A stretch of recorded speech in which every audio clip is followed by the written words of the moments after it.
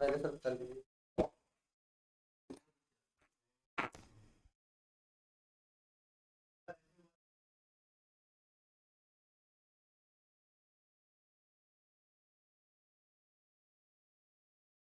देखिए पीडीएफ कैसे अपलोड किया।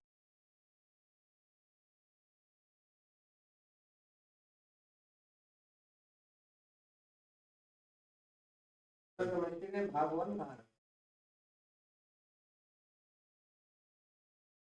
तो वहाँ पे हुआ।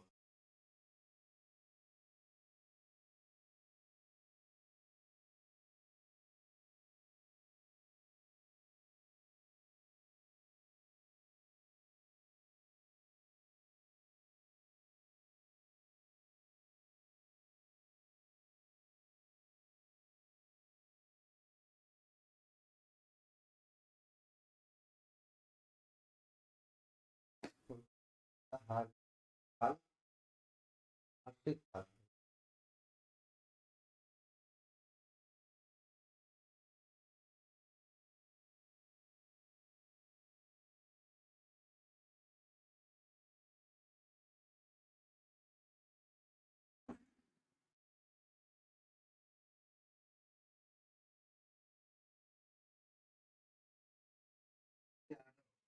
बात हुई। लास्ट में 6 था।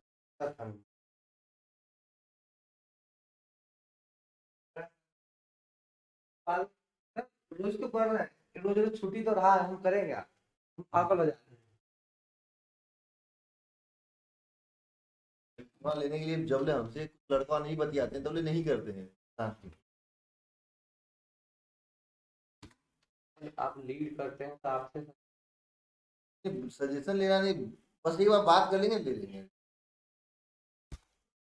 हाँ, तो मतलब यही वाला है।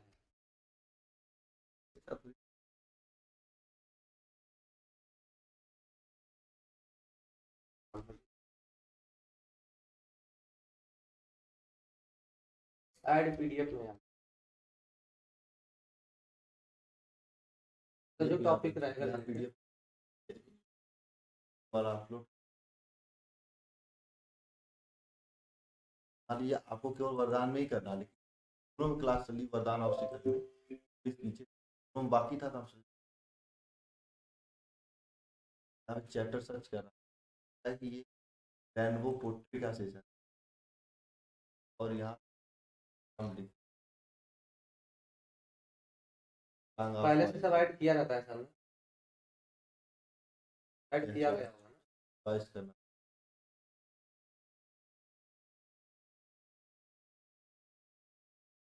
देखो ना,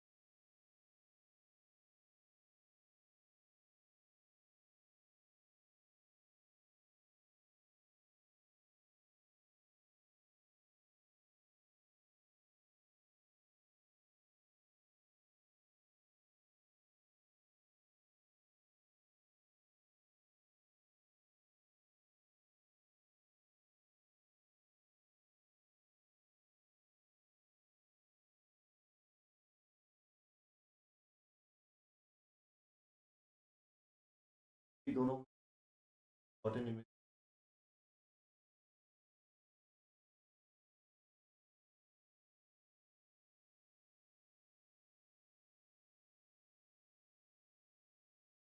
में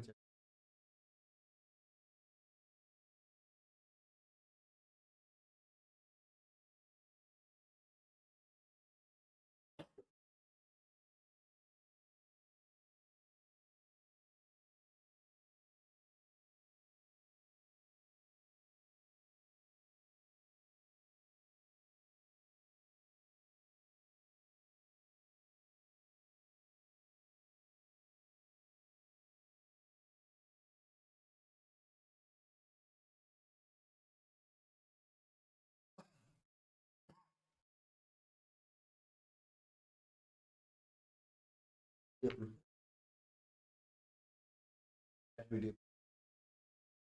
देख रही?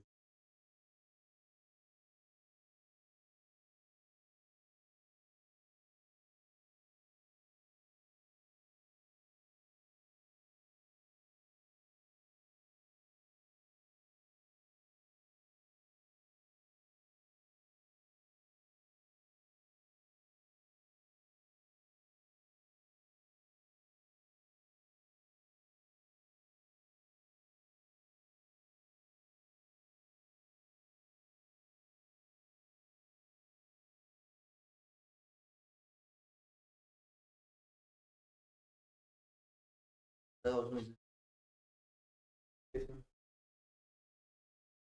मेरा DB बस इतना, इसमें इतना बड़ा पैनल अपने से ऐसा नहीं लगा सकते। नहीं नहीं सर नहीं।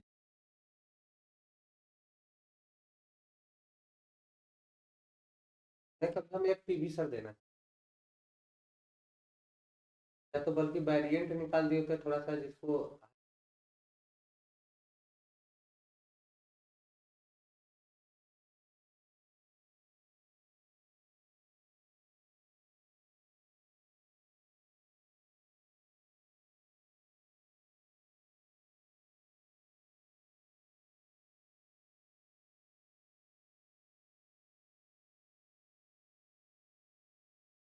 कंटेंट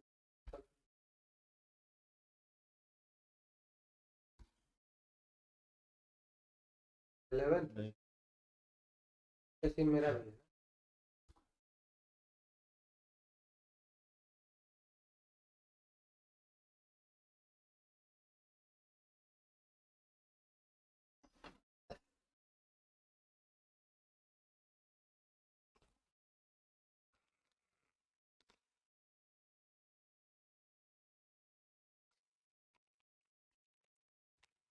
सर इसी पे बात कर रहे थे ना, एक पतला वाला सा जो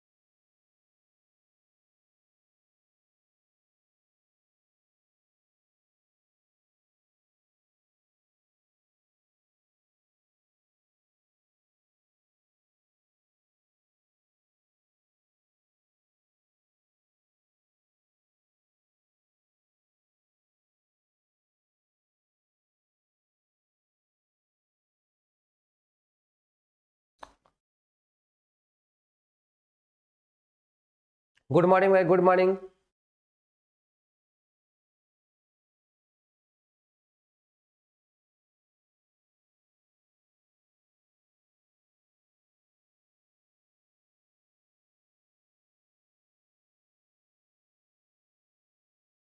गुड मॉर्निंग, गुड मॉर्निंग। जुड़ो भाई सब लोग।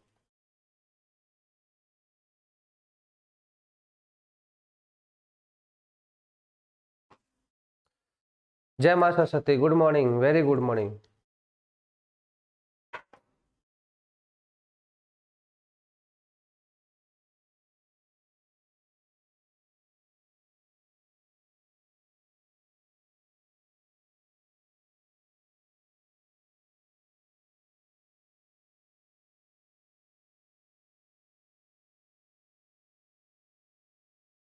गुड मॉर्निंग, गुड मॉर्निंग सबको, गुड मॉर्निंग भाई।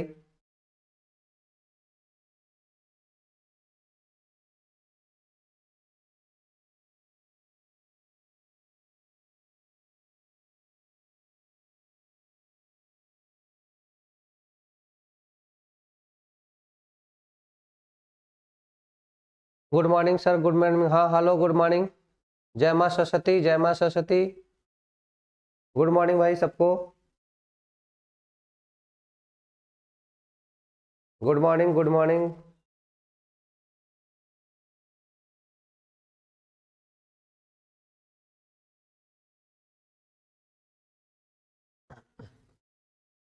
सर जी नोटिफिकेशन नहीं आया था। अरे नोटिफिकेशन नहीं आया था तो तुमको पता है ना 6:30 बजे की क्लास लगती है अपनी।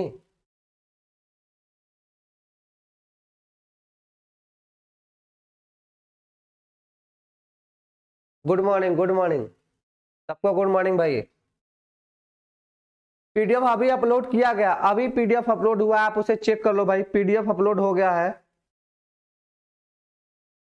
अभी जस्ट जस्ट पीडीएफ अपलोड किया गया, आप लोग इसे एक बार चेक कर लें।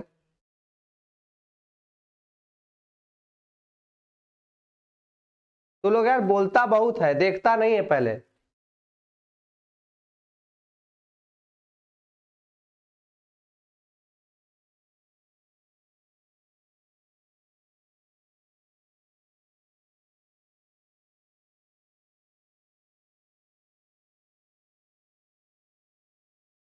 सर कल का पीडीएफ रिकॉर्ड वीडियो नहीं मिला।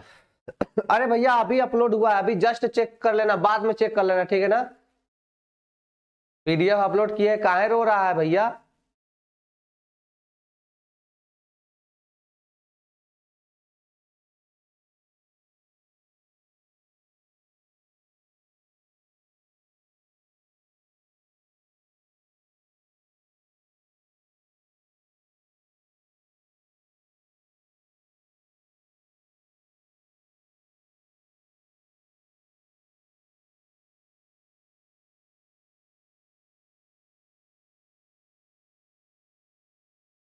चलो भाई, तो हम लोग कहां पढ़ लिए थे भाई, कोलराउस के नियम तक।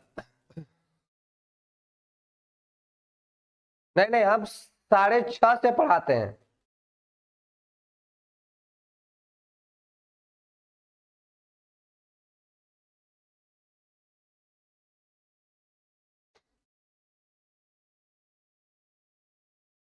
सर आज के बाद चेक कर लेंगे, हाँ हाँ ठीक है ना। चलो भैया, हमारा टाइमिंग है 6:30 AM, ठीक है ना।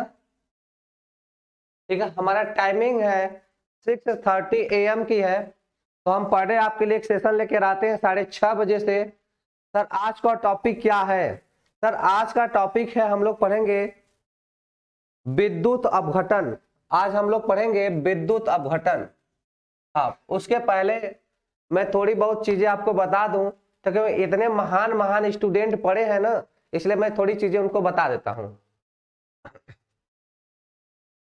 मैं बता देता हूं कि भैया हम लोग केमिस्ट्री पढ़ रहे हैं। पहले चीज हम बता दें कि हम पढ़ रहे हैं केमिस्ट्री, और इसका है यह चैप्टर नंबर 3 है सर, ठीक है ना। ये चैप्टर नंबर 3 है और नाम है इसका वैद्युत रसायन। इतना तो मैं पहले आपको बता दूं, क्योंकि आप बीच में बहुत पूछते हैं। वैद्युत रसायन, ठीक है। और आज का डेट भी मैं बता दूं कि 7/11/2022 है भैया, ठीक है ना, 2022, ठीक है ना। चलो शिवम जी, हम कोलराउस का नियम आपको फिर से बता देते हैं, कोई बात नहीं, ठीक है। हम आपको कोलराउस का नियम फिर से बता दे रहे हैं।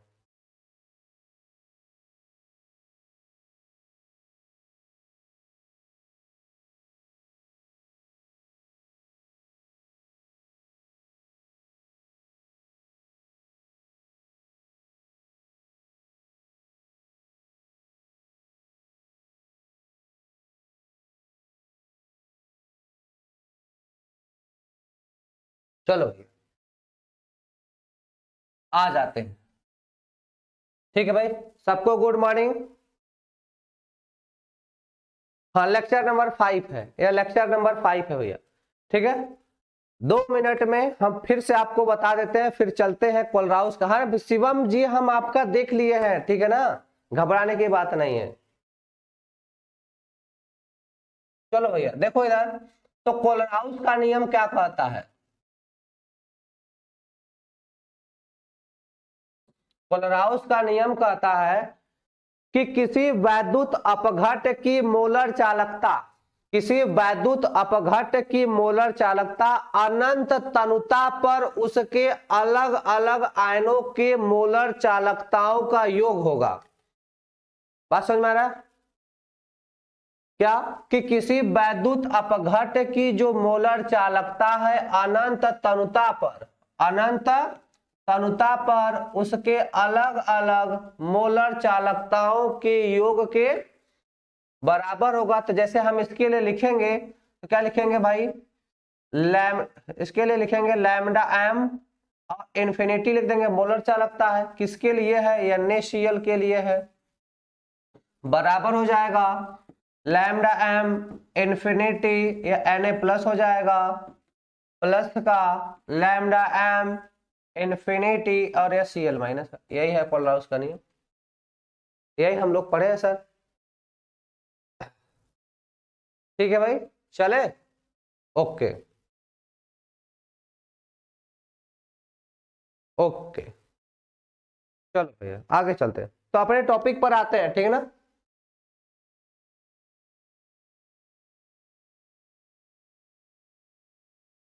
चलो अपने टॉपिक पर आते हैं। तो जो हमारी टॉपिक है उसका नाम है, आज नया सेशन करेंगे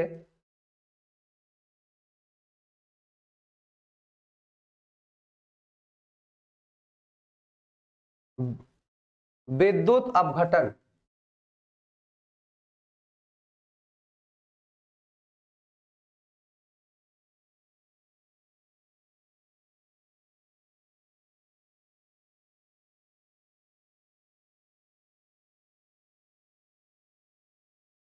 विद्युत अपघटन पढ़ेंगे, ठीक है ना भाई।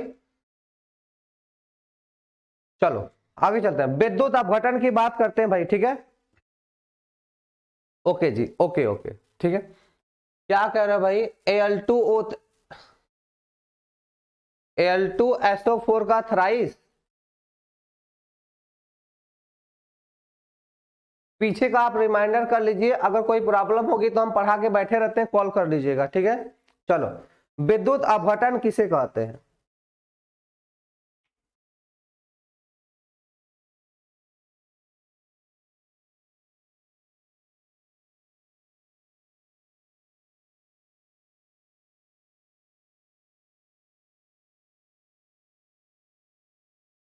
ठीक है, चलिए अब बस करिए आए, ठीक है। तो क्या कहते हैं कि वह प्रक्रिया, क्या बोलेंगे भाई, अब ध्यान दीजिए।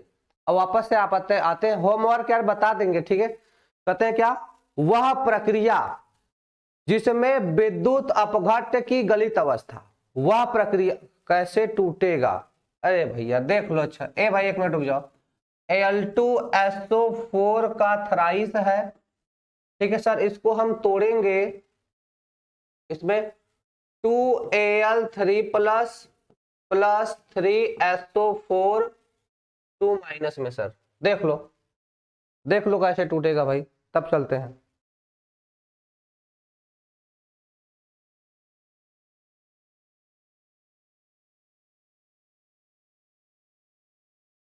ठीक है भाई, चलो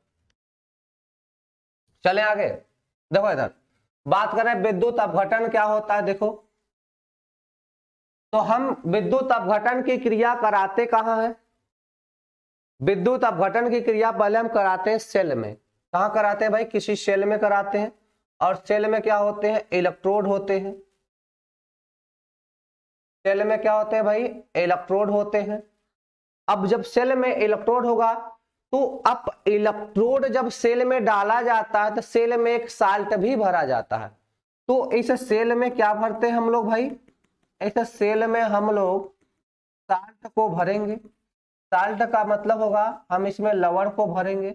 और यह सब क्या होते हैं? यह इलेक्ट्रोड होते हैं। ये क्या होता है भाई? इलेक्ट्रोड होता है, ध्यान दीजिए। अब जब इलेक्ट्रोड हो गया, इसमें क्या करेंगे हम लोग? विद्युत धारा को प्रवाहित करते हैं। यह हो गया प्लस, यह हो गया माइनस। ठीक है भाई, यह हो गया प्लस, एक हो जाएगा माइनस। ध्यान दीजिए। तो जब हम इसमें कहते हैं क्या, जब किसी लवण को सेल में डालकर, जब किसी लवण को सेल में डालकर विद्युत धारा प्रवाहित करते हैं, विद्युत धारा प्रवाहित करके अस्वतः प्रवर्तित या अस्वतः परिवर्तन कराते हैं, विद्युत धारा प्रवाहित करके अस्वतः परिवर्तन कराते हैं, इसे कहते हैं विद्युत अपघटन। क्या कहते हैं भाई? विद्युत अपघटन। बात समझ में आ रहा है? तो कहेंगे क्या? वह प्रक्रिया जिसमें किसी लवण के, डिफिनीशन लिख लेंगे, वह प्रक्रिया जिसमें किसी लवण के, वह प्रक्रिया जिसमें किसी लवण के गलित अथवा जलीय विलयन में, गलित अथवा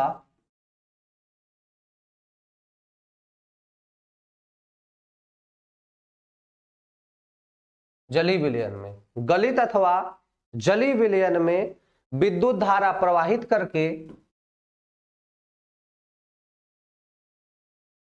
विद्युत धारा प्रवाहित करके अस्वतः, विद्युत धारा प्रवाहित करके अस्वतः प्रवर्तित, अस्वतः प्रवर्तित,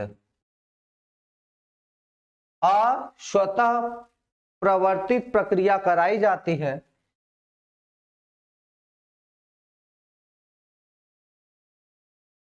कराई जाती है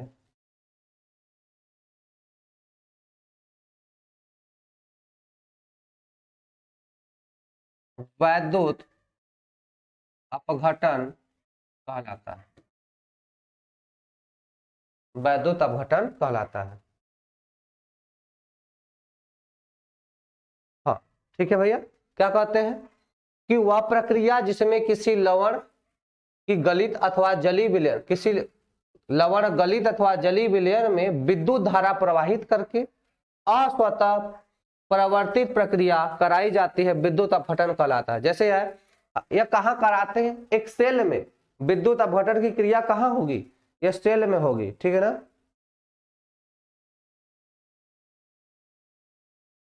यह अभिक्रिया होगी कहां पर भाई? सेल में कराते हैं।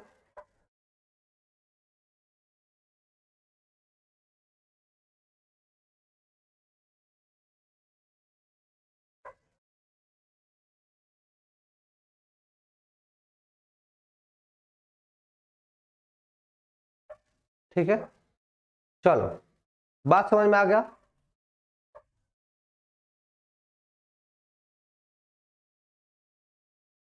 चले आगे, चलो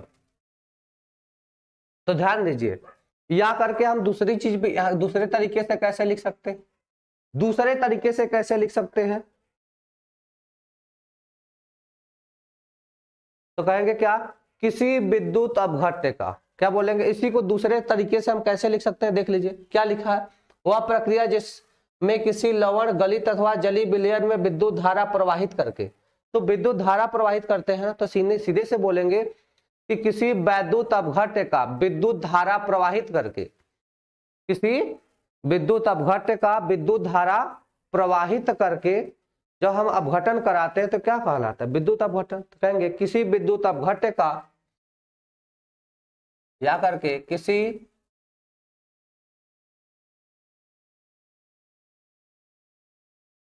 विद्युत अपघट्य का विद्युत धारा के प्रवाह द्वारा,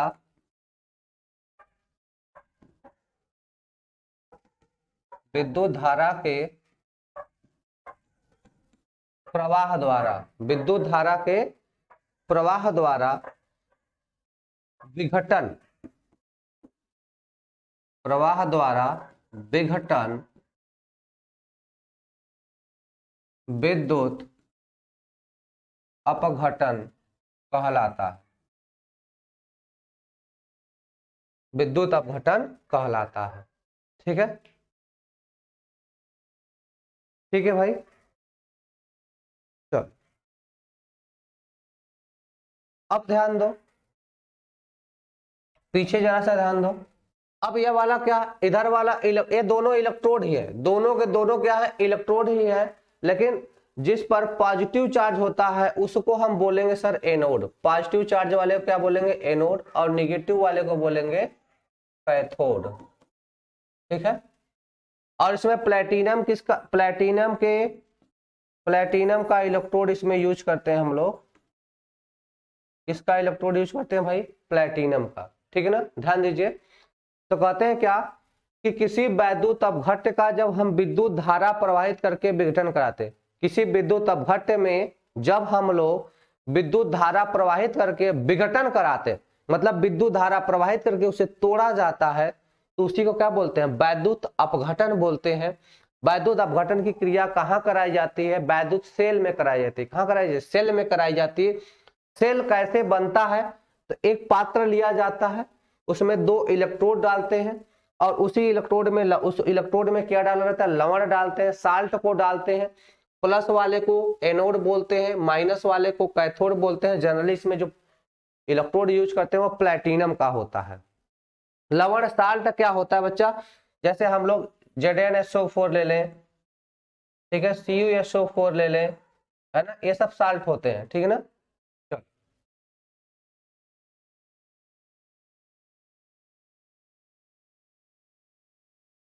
चलो भाई बात समझ में आ गया यहाँ तक। तो सिंपली क्या बोल सकते हैं, किसी विद्युत अपघटन, किसी विद्युत अपघट्य का विद्युत धारा के प्रवाह द्वारा विघटन विद्युत अपघटन कहलाता है।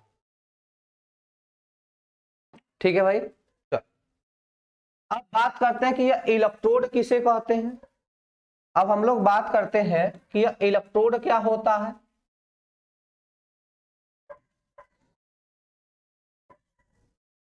यह इलेक्ट्रोड क्या होते हैं, इलेक्ट्रोड के बारे में थोड़ी चीजें जानते हैं। तो कहते हैं कि धातु की आवेशित क्षण को, धातु की आवेशित क्षण को क्या बोल लेते हैं, इलेक्ट्रोड कहते हैं। धातु की आवेशित क्षण को क्या कहते हैं भाई, इलेक्ट्रोड कहते हैं। धातु की आवेशित क्षण को इलेक्ट्रोड कहते हैं।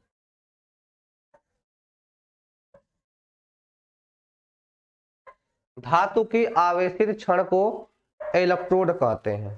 ठीक है भाई, चल बात समझ में आ रहा है यहाँ तक। चलो भाई कोई दिक्कत नहीं, यहाँ तक किसी को दिक्कत नहीं होना चाहिए।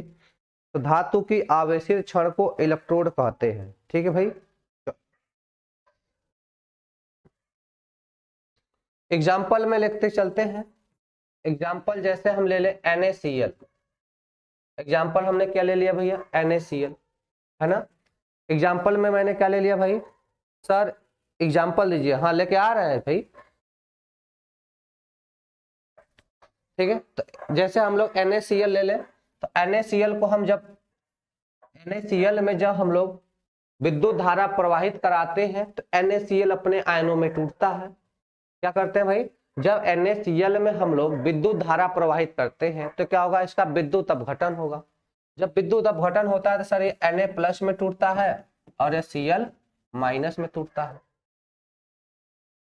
ठीक है,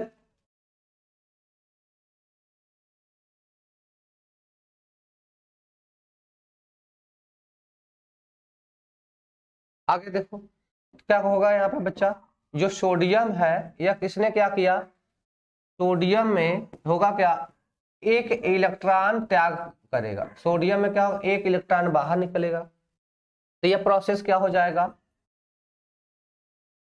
ऑक्सीकरण होगा। इलेक्ट्रॉन का त्याग किसके कारण होता है, इलेक्ट्रॉन का त्याग जब होता है तो उसे क्या कहते हैं भाई, ऑक्सीकरण। ठीक है ना,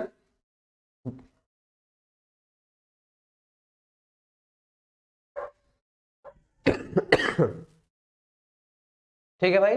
चलो उसके बाद क्लोरीन क्या होगा, एक इलेक्ट्रॉन को एक्सेप्ट करेगा और यहाँ पे क्या बनेगा भाई, यह Cl- में बनता है। यह क्या कहलाता है, अपचयन कहलाता है। यह क्या कहलाता है, अपचयन कहलाता है। ठीक है, अब समझो यहां तक समझो। तो इलेक्ट्रॉन का जब त्याग होता है, इलेक्ट्रॉन का क्या होता है भाई, जब त्याग होता है तो ऑक्सीकरण, और इलेक्ट्रॉन को जब ग्रहण किया जाता है तो अपचयन होता है। इतना समझ में आ रहा है? ठीक है। तो जब इलेक्ट्रॉन को हम लोग त्याग करते हैं, त्याग कराते हैं, तो वहां पे ऑक्सीकरण, जब इलेक्ट्रॉन को ग्रहण किया जाता है तो क्या होता है वहां पे अपचयन। ठीक है, चलो अब समझो यहां पर होता क्या है। तो यहां पर पहले एनोड के ले लेते हैं। एनोड पर क्या होता है, एनोड पर क्या होता है भाई, ठीक है। चलो तो देखो एनोड पर जो है वह Cl माइनस है। एनोड पर क्या होता है, Cl माइनस है, जो अपघटित हो जाता है किसमें, Cl2 में। किसमें, हाफ Cl2 में।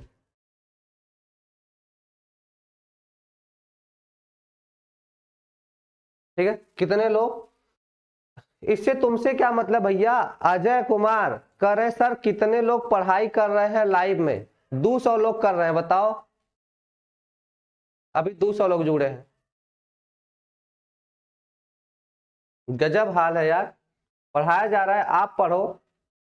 हाँ पीडीएफ अपलोड करवा देंगे भैया। चलो इधर देखो क्लोरीन है ना, तो क्लोरीन ने क्या किया, देखो इधर क्लोरीन है, अब क्लोरीन माइनस है, अब यह किसमें बदल रहा है, Cl2 में बदल रहा है। इसकी ऑक्सीकरण संख्या हो गई 0। तो देखो 0 माइनस से 0 एक्स्ट्रा था, यहां से 0 चला गया। ठीक है ना, यह माइनस था, ये किसमें चला गया, 0 चला गया, तो इसका क्या हो जाएगा यहाँ पे, ऑक्सीकरण हो जाएगा। इसका यहाँ पे क्या हो जाएगा, ऑक्सीकरण हो जाएगा। ठीक है, आगे देखिए इसी तरह यहाँ पे ये जो Na है प्लस है, यह एक इलेक्ट्रॉन को एक्सेप्ट करेगा, एक इलेक्ट्रॉन को एक्सेप्ट करेगा और बदल जाएगा किसमें भाई, ये सोडियम में बदल जाएगा, और इसने इलेक्ट्रॉन को क्या किया, ग्रहण किया, तो इसका हो जाएगा यहाँ पे अपचयन। ठीक है, यह कहां पर होता है, यह सर कैथोड पर होता है। यह कहां पर होता है, कैथोड पर। कौन सा ग्राफ बताना है मिस्टर पुष्कर जी, यह तो बताएं कौन सा ग्राफ बताना है।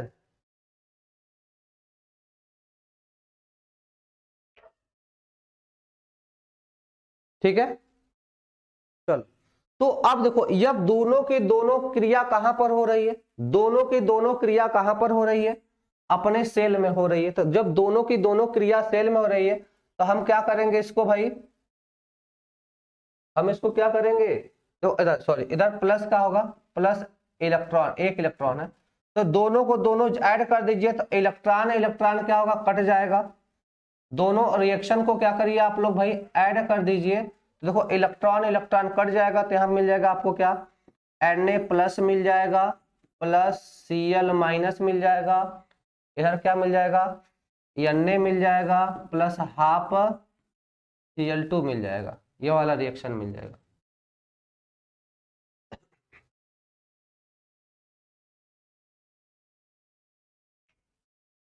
ठीक है, चलो पीछे वाला कोलराउस वाला,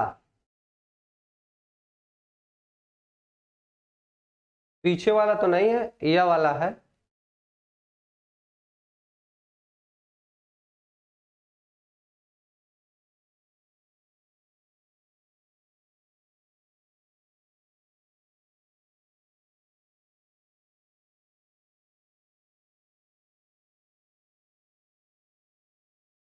चलो भैया आगे चलते हैं।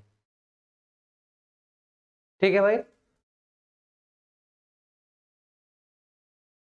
चलो भैया तो आगे बात करते हैं कि भैया जो यह वैद्युत सेल की क्रिया हुआ कराते कहाँ है, तो नोट पॉइंट में हम लोग लिखेंगे कि जो यह वैद्युत अपघटन की क्रिया है कराते कहाँ है। ठीक है ना, वैद्युत अपघटन की क्रिया कराते कहाँ है, का नाम क्या होता है। ठीक है, नाम क्या होता है, तो हम कहते हैं क्या कि विद्युत अपघटन की क्रिया, विद्युत अपघटन की क्रिया वैद्युत अपघटनी सेल में कराते हैं।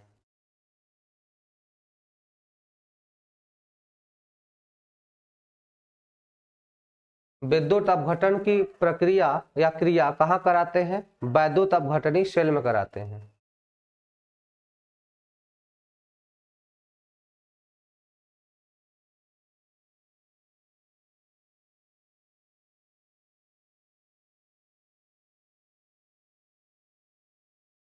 ठीक है भाई, चल। शिवम पटेल सर मेरा कमेंट नहीं पढ़ रहे हैं। क्या कमेंट पढ़े भाई? सर जी मेरे में वीडियो नहीं चल रहा है।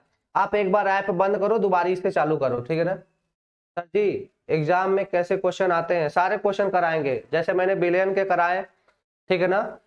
जैसे बिलियन का सारा क्वेश्चन हमने कराया, ऑब्जेक्टिव हो, न्यूमेरिकल हो, प्लस इंपॉर्टेंट हो, इसी तरह इसके भी सारे क्वेश्चन कराएंगे। आप लोग बस पढ़िए, आप लोग बस पढ़िए, ठीक है ना? चलो भैया, ठीक है, चलो। तो देखो, जो विद्युत अपघटन है वह निम्न कारकों पे निर्भर करता है। ठीक है, आगे चलते हैं। विद्युत अपघटन निम्न कारकों पर निर्भर करता है। ठीक है ना? निम्न कारकों पर निर्भर करने का, विद्युत अपघटन का मतलब क्या हो गया कि वैद्युत अपघट्य का अपने आयनों में टूटना। विद्युत अपघटन का मतलब क्या हो गया? ठीक ना? विद्युत अपघटन का मतलब क्या हो गया कि वैद्युत अपघट्य का अपने आयनों में टूटना। तो हम कैसे तोड़ रहे हैं इसको? वैद्युत धारा प्रवाहित करके। तो वैद्युत अपघटन निम्न कारकों पर निर्भर करता है। सेल का मतलब है एक ऐसा निकाय जिसमें दो इलेक्ट्रोड हो, उसी इलेक्ट्रोड जिस धातु का इलेक्ट्रोड उसी धातु के लवण के विलयन में डूबा हो, तो उसे हम लोग सेल का नाम देते हैं। ठीक है ना? चलो भैया, तो बात करते हैं। जो विद्युत अपघटन है वह निम्न कारकों पर निर्भर करता है। जैसे सांद्रता पर, किस पर निर्भर करेगा? जो इसमें साल्ट मिलाया गया है उसकी सांद्रता पर, ठीक है, इलेक्ट्रोड की प्रकृति पर, ठीक है। तो इन सब कारकों पर निर्भर करता है विद्युत अपघटन की प्रक्रिया, है ना? विद्युत अपघटन की प्रक्रिया इन सब निम्न कारकों पर निर्भर करता है। ठीक है, तो पहला लिखेंगे विद्युत अपघट्य की प्रकृति पर। पहला किस पर निर्भर करेगा कि जो वैद्युत अपघट्य है, जैसे अगर आयनिक ज्यादा रहेगा तो आसानी से हो जाएगा, कम आयनिक रहेगा तो कम आयनिक होगा। तो वैद्युत अपघट्य की प्रकृति पर, वैद्युत अपघट्य की प्रकृति पर, ठीक है। तो निम्न का, सर अभी सिर्फ बिलियन का चैप्टर हुआ ही है क्या? हाँ सर, हम लोग का टेस्ट नहीं हुआ, होगा भाई होगा। ठीक है, पहला क्या हो जाएगा? वैद्युत अपघट्य की प्रकृति पर। ठीक है, तो वैद्युत अपघट्य की प्रकृति पर कौन निर्भर करता है? विद्युत अपघटन। कहने का मतलब है कि अगर प्रबल विद्युत अपघट्य होगा, मैंने आपको विद्युत अपघट्य बताया कि वे पदार्थ जो अपने आयनों में विद्युत धारा प्रवाहित करने पर अपने आयनों में टूट जाते हैं, वे पदार्थ जिसमें विद्युत धारा प्रवाहित करें वह अपने आयनों में टूट जाए, उसे क्या बोलते हैं? विद्युत अपघट्य बोलते हैं। विद्युत अपघट्य कितने प्रकार का था सर? हमने दो प्रकार का पढ़ा है आपको, एक प्रबल विद्युत अपघट्य, एक दुर्बल विद्युत अपघट्य। प्रबल वैद्युत अपघट्य क्या होते हैं? प्रबल वैद्युत अपघट्य क्या होते हैं? वे पदार्थ जिनमें विद्युत धारा प्रवाहित करने में पूर्ण रूप से अपने आयनों में टूट जाए, जैसे NaCl प्रबल में आता है, पूर्ण रूप से टूट जाए। और वे पदार्थ जो पूर्ण रूप से अपने आयनों में ना टूटे, उसे क्या बोलते हैं? दुर्बल वैद्युत अपघट्य बोलते हैं। ठीक है ना? उसे क्या बोलते हैं भाई? दुर्बल वैद्युत अपघट्य। ठीक है ना? तो उन्हीं प्रकार है कि जो वैद्युत अपघटन की प्रक्रिया है वैद्युत अपघट्य की प्रकृति पर निर्भर करती है कि वो प्रबल वैद्युत अपघट्य है या फिर दुर्बल वैद्युत अपघट्य है। ठीक है भाई, चलो दूसरा है विद्युत अपघट्य की सांद्रता पर।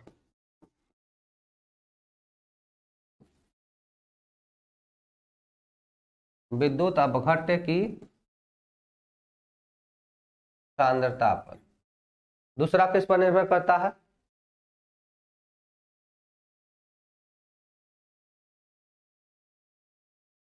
विद्युत अपघट्य की सांद्रता पर। ठीक है, हम रिवाइज कर देंगे भाई। और तीसरा हो जाएगा प्रवाहित आवेश घनत्व की दिशा। तीसरा क्या हो जाएगा? प्रवाहित आवेश घनत्व की दिशा। ठीक है, ये सब क्या इसी इन सब कारकों पर निर्भर करता है। ठीक है ना। हाँ, इलेक्ट्रोड हम समझा देते हैं, इलेक्ट्रोड बता देते हैं। ठीक है, रुक जाइए, फिर चौथे पॉइंट पर आते हैं भैया। चौथा पॉइंट क्या होता है, इलेक्ट्रोड की प्रकृति पर। चौथा पॉइंट क्या हो जाएगा, इलेक्ट्रोड की प्रकृति पर।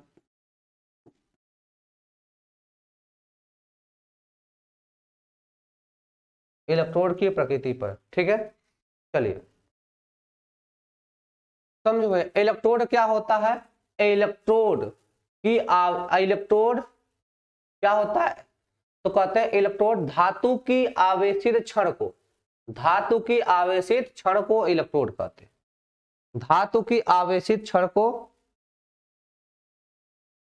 धातु की आवेशित क्षण को इलेक्ट्रोड कहते हैं। जैसे अगर हम लोग उसके बाद, ये तो हमने इलेक्ट्रोड स्पेशली आपको बता दिया कि इलेक्ट्रोड कहते किसे हैं, हमने आपको। अच्छा, जो स्क्रीन से चला गया उसका,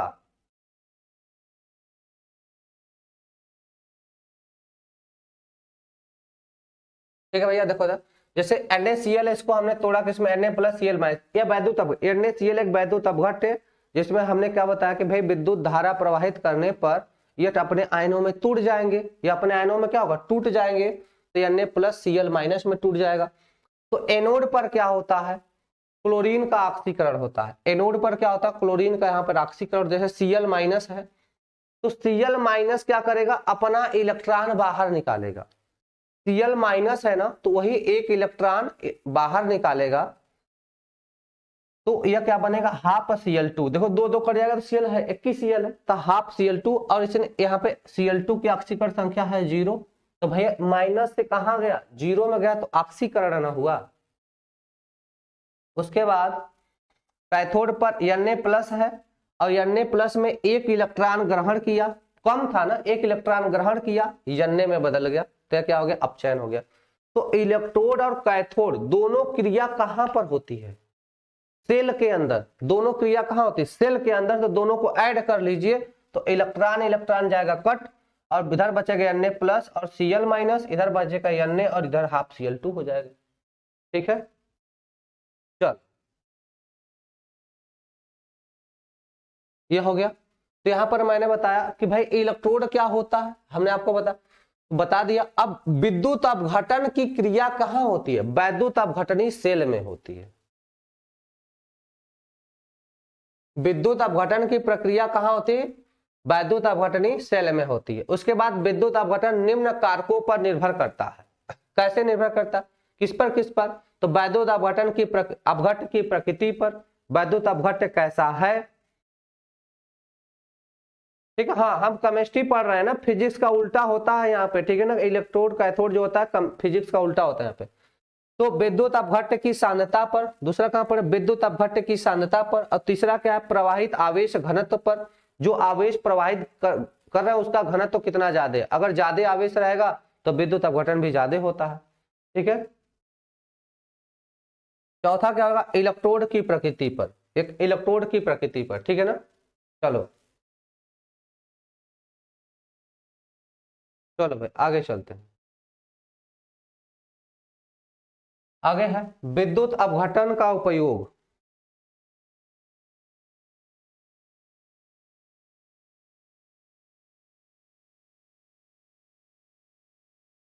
विद्युत अपघटन का उपयोग।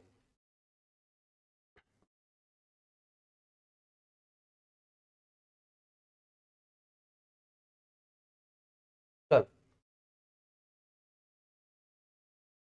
न्यूमेरिकल कल वाले में 30 थे, 20 हमने कराए हैं, 10 आपके लिए छोड़ दिए हैं विद सॉल्यूशन।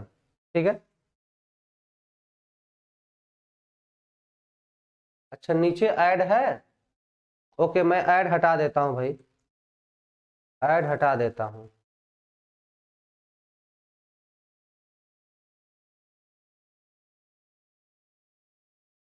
ठीक है, ऐड हटा दिए।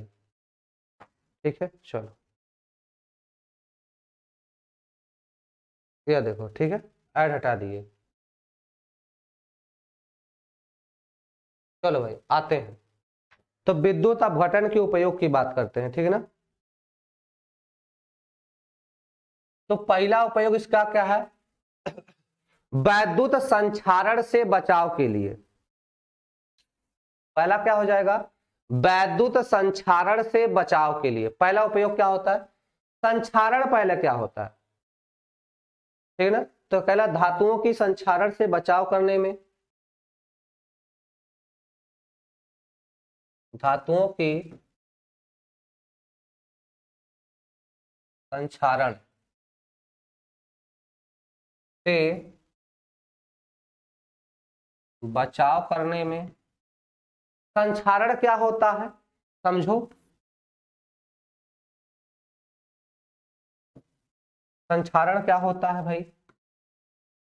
तो हम कहते हैं कि जब धातु वायु या नमी के संपर्क में आते हैं, जब धातु वायु या नमी के संपर्क में आते हैं, ठीक है,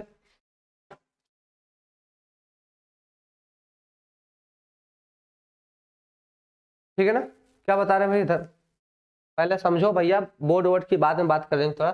संचारण क्या होता है, तो संचारण कहते हैं कि जब धातु वायु या नमी के संपर्क में आता है तो धातु ऑक्साइड बना लेता है, धातु ऑक्साइड बना लेता है, जो उस धातु के ऊपर एक पतली लेयर चढ़ जाती है। बस समझ में, जैसे हमारे पास धातु है, यह नमी के संपर्क में जाएगा, तो नमी के संपर्क में जाने से यह धातु ऑक्सीजन के साथ क्रिया करके एक ऑक्साइड बना लेगा और इसी के ऊपर एक पतली लेयर जम जाती है, उसे ही हम कहते हैं संचारण।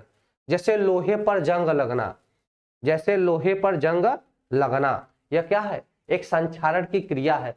चांदी का काला होना, चांदी का काला होना क्या होता है, एक संचारण की क्रिया है, ठीक है ना। जैसे आप अगला सुने होंगे, पीतल में नीले नीले हरे हरे रंग की काई की तरह लग जाता है, उसे क्या बोलते हैं हम लोग, संचारण कहते हैं। बात समझ में आ रहा है ना। तो आप सीधे सीधे अगर लिखना चाहे कि संचारण क्या होता है तो लिख सकते हैं क्या, कि जब धातु वायु और नमी के संपर्क में आता है तो धातु ऑक्साइड बना लेता है, बना लेता है, और धातु के ऊपर एक पतली परत जम जाती है, जिसे संचारण कहते हैं। जिसे क्या कहते हैं भैया, संचारण कहते हैं। बात समझ आ गया। जैसे में कह देंगे क्या, लोहे पर जंग लगना, क्या बोल देंगे, लोहे पर जंग लगना क्या है, एक संचारण की क्रिया है। लोहे पर जंग लगना क्या है, एक संचारण की क्रिया है। इससे होता क्या है, संचारण के होने से धातु कमजोर हो जाता है ना, संचारण से क्या होगा, धातु कमजोर हो जाता है। ठीक है भाई, चले आगे, दूसरा उपयोग लिखेंगे।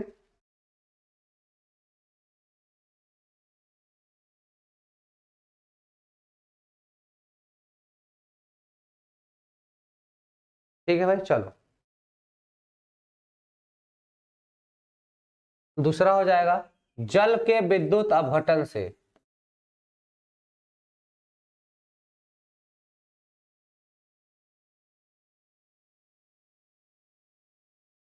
H2 का निर्माण, जल के विद्युत अपघटन से H2 के निर्माण में। बात समझ आ गया।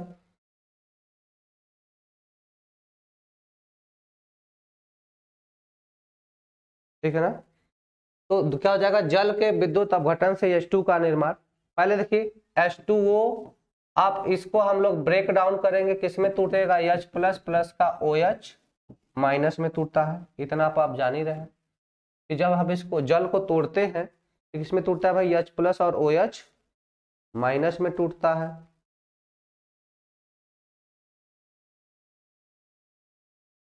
H प्लस और OH माइनस में टूटता है। तो जरा हम कैथोड पर देखें ये कैसा है।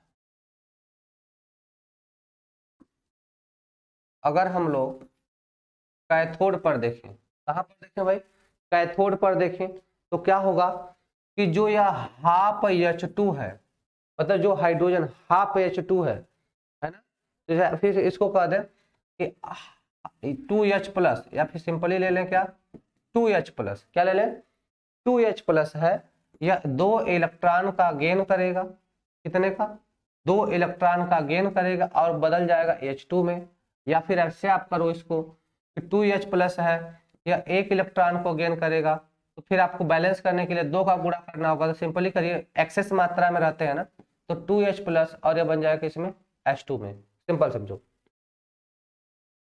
हाँ इधर देखो 2H प्लस प्लस 2He, मतलब 2 electron, 2H plus plus 2 electron, इससे क्या बनेगा, इलेक्ट्रॉन को ग्रहण करेगा और बनाएगा H2, ठीक है ना। तो H2O के निर्माण, H2O के विद्युत अपघटन से हाइड्रोजन का निर्माण, ठीक है।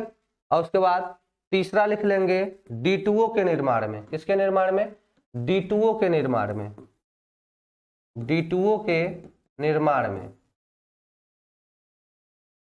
बच्चा D2O क्या होता है, D2O को हम लोग बोलते हैं भारी जल, क्या बोलते हैं, भारी जल। इसका नाम क्या होता है, ड्यूटीरियम ऑक्साइड, ड्यूटीरियम ऑक्साइड नाम होता है, ठीक है।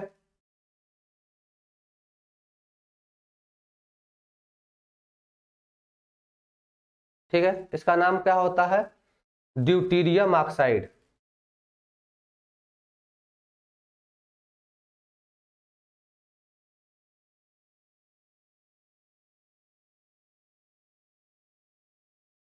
ठीक है, आगे चले, और आगे चलते हैं। तो आगे किसका यूज करते हैं, तो कम क्रियाशील धातुओं के शोधन में। चौथा हो जाएगा भाई, ये तीसरा हो गया ना, चौथा हो जाएगा क्या, कम क्रियाशील धातुओं के शोधन में। जैसे कम क्रियाशील कौन होते हैं, प्लेटिनम है, Ag है, Au है आदि, इन सब के शोधन में उपयोग करते हैं। सर डाउट है, बोलिए डाउट। सर टाइमिंग क्या है, 6:30 AM। अंशु भारती, सर मेरा भी कमेंट पढ़ लो, ठीक है भैया, पढ़ लिए। अंशु भारती, विवेक कुमार, ठीक है, भावेश, सर क्लास कब से चले, 6:30 से। विजय तिवारी, सेकंड भी स्टार्ट करवा दीजिए, ठीक है भाई, सर से बोलते हैं। लव कुमार, उसका भार बढ़ता है घटता है, किसका भाई, अब मुस्कान कुमारी, D2O के निर्माण में, बिल्कुल सही, ठीक है भाई, चलो।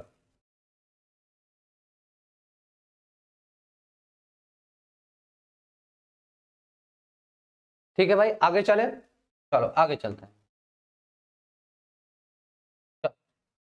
इंपॉर्टेंट हेडिंग है,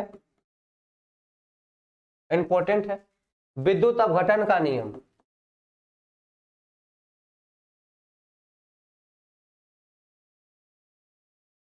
विद्युत अपघटन का नियम पढ़ना है, और इसमें पहला नियम पढ़ना है फैराडे का नियम।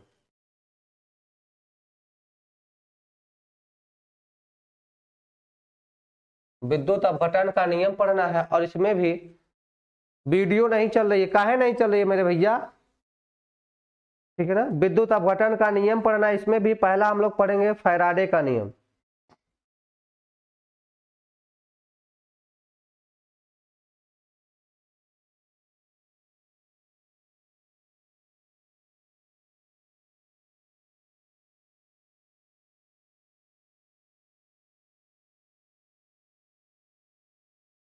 ठीक है भाई, चलो। सर कौन सा चैप्टर है, मैंने बताया था चैप्टर नंबर 3। हाँ शुभम जी, हम देख लिए सबका कमेंट, ठीक है भाई, हाँ सबके लिए इंपॉर्टेंट है भाई। चलो भाई, पहले चीज समझो, हमने क्या पढ़ा है यहाँ पर, हमने पढ़ा इलेक्ट्रोड पढ़ा, सेल के बारे में थोड़ा पढ़ा। तो इधर देखो, तो माइकल फैराडे ने क्या बताया कि विद्युत अपघट्ट में हम क्या कर रहे हैं, तो सेल के अंदर विद्युत अपघट्य में हम विद्युत धारा प्रवाहित कर, क्या प्रवाहित कर रहे हैं? विद्युत धारा, ठीक है ना? हाँ भाई, बात समझ में आ रहा है? तो हम क्या करते हैं कि विद्युत धारा को प्रवाहित करते हैं। क्या करते हैं? विद्युत धारा। तो विद्युत धारा को प्रवाहित करते हैं तो इलेक्ट्रोड पर क्या होता है? कुछ पदार्थ निक्षेपित होते। इलेक्ट्रोड पर क्या होता है? पदार्थ निक्षेपित होते। जैसे हमने देखा था क्लोरीन पर, क्लोरीन कहां पर मिला? इलेक्ट्रोड पर, एक इलेक्ट्रोड पर क्लोरीन मिलता है। अभी देखा हमने एक इलेक्ट्रोड पे हाइड्रोजन मिलता है। तो किसी मतलब इलेक्ट्रोड पर क्या होगा? इलेक्ट्रोड पर पदार्थ निक्षेपित होते हैं। निक्षेपित मतलब जमा होते। इलेक्ट्रोड पर ही पदार्थ क्या होते? जमा होते हैं, ठीक है ना? ठीक है ना? तो देखो, विद्युत धारा और इलेक्ट्रोड पर निक्षेपित होने वाले पदार्थ, समझो आप, एकदम क्लियर समझो।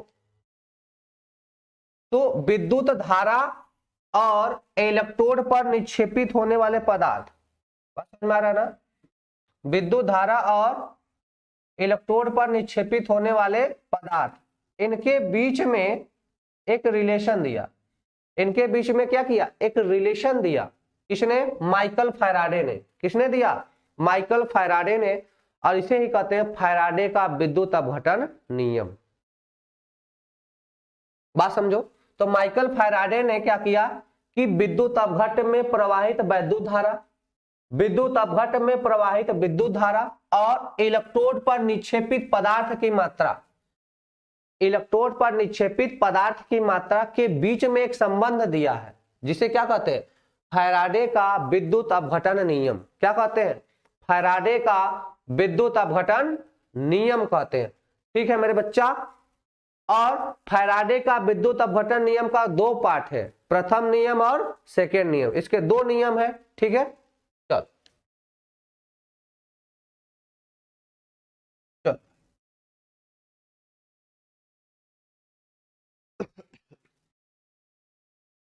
ठीक है भाई, चलें आगे। तो माइकल फैराडे ने सन क्या लिखेंगे? माइकल फैराडे ने सन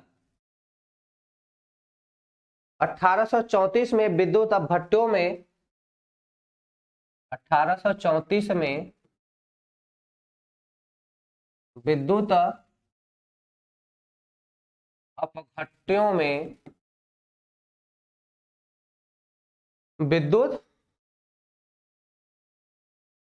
विद्युत अपघट्यों में प्रवाहित होने वाली धारा,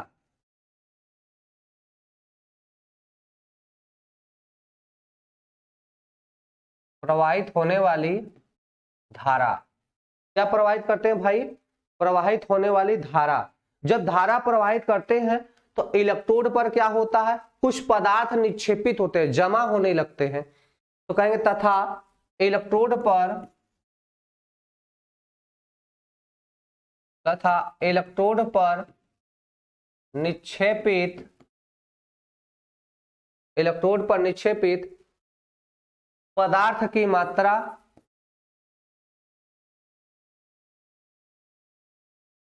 निक्षेपित पदार्थ की मात्रा, इलेक्ट्रोड पर निक्षेपित पदार्थ की मात्रा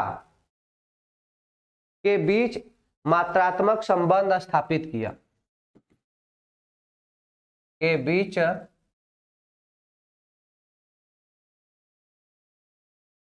मात्रात्मक संबंध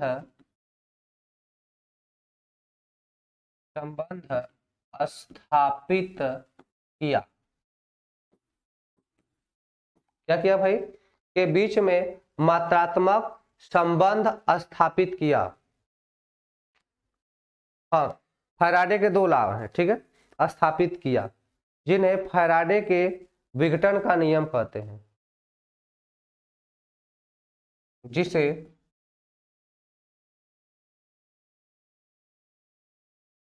फैराडे का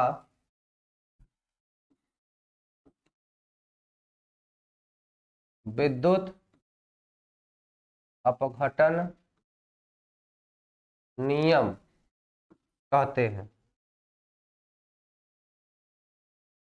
ठीक है भाई।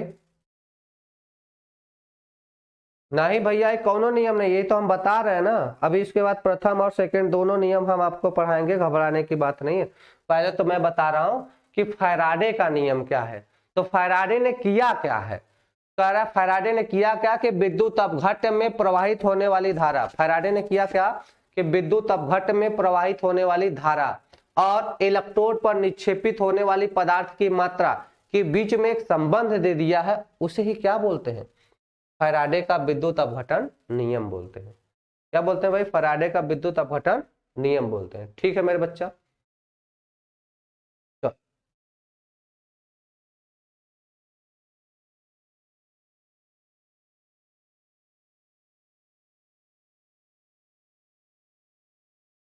चले, चल आगे चलते हैं।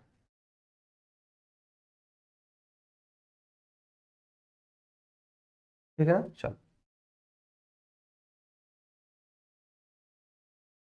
क्या बोलेंगे, फैराडे के विद्युत अपघटन संबंधी दो नियम हैं। फैराडे के विद्युत अपघटन संबंधी दो नियम है। फैराडे के विद्युत अपघटन संबंधी दो नियम है। तो पहला हो जाएगा प्रथम नियम। प्रथम नियम की चर्चा हम लोग करते हैं। तो प्रथम नियम क्या होता है भाई समझो। तो फैराडे ने अपने प्रथम नियम में बताया है कि इलेक्ट्रोड में प्रवाहित होने वाले आवेश, मतलब सेल में प्रवाहित होने वाले आवेश और इलेक्ट्रोड पर निक्षेपित या मुक्त होने वाली पदार्थ की मात्रा, मतलब इलेक्ट्रोड पर निक्षेपित होने वाले या मुक्त होने वाली पदार्थ की मात्रा के बीच एक संबंध बताया कि दोनों एक दूसरे के समानुपाती होते हैं। दोनों एक दूसरे के क्या होते हैं, समानुपाती। कहने का मतलब है कि इलेक्ट्रोड पर निक्षेपित होने वाले पदार्थ की मात्रा W और इसमें प्रवाहित वैद्युत धारा, प्रवाहित वैद्युत आवेश Q, दोनों एक दूसरे के समानुपाती होते हैं। बात समझ में आ रहा, क्या कि इलेक्ट्रोड पर निक्षेपित या मुक्त होने वाली पदार्थ की मात्रा W, होने वाली पदार्थ की मात्रा W और इस सेल में प्रवाहित आवेश Q के समानुपाती होता है। कहने का मतलब W proportional to Q, W proportional to Q होता है। ठीक है भाई, चले चलो। तो सिंपली हम लोग क्या लिख देंगे, विद्युत अपघटन की क्रिया में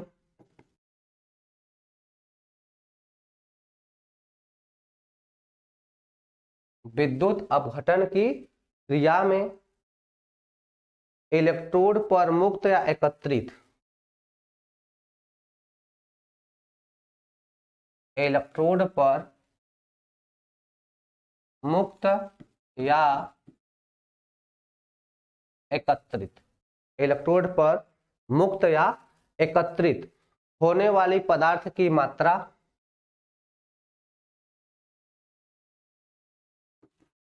होने वाली पदार्थ की मात्रा, ठीक है ना, मतलब इलेक्ट्रोड पर विद्युत अपघटन की क्रिया में इलेक्ट्रोड पर मुक्त होने वाली पदार्थ की मात्रा सेल में प्रवाहित आवेश के समानुपाती होती है। सेल में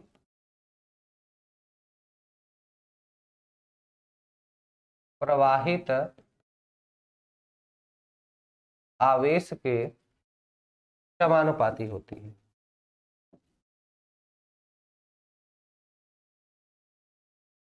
ठीक, समानुपाती होती है।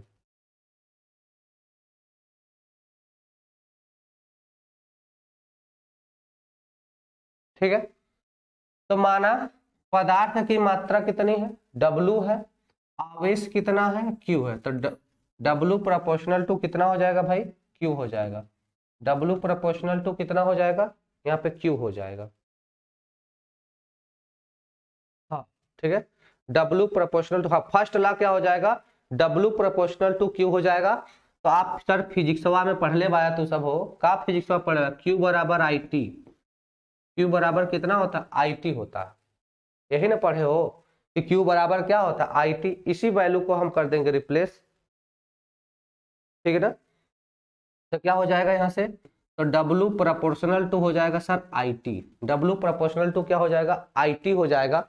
और फिर से प्रोपोर्शनलिटी साइन हटाते हैं, यह समानुपाती चिन्ह हटाते हैं, तो एक नियतांक जोड़ते हैं, तो हो जाएगा W बराबर ZIT।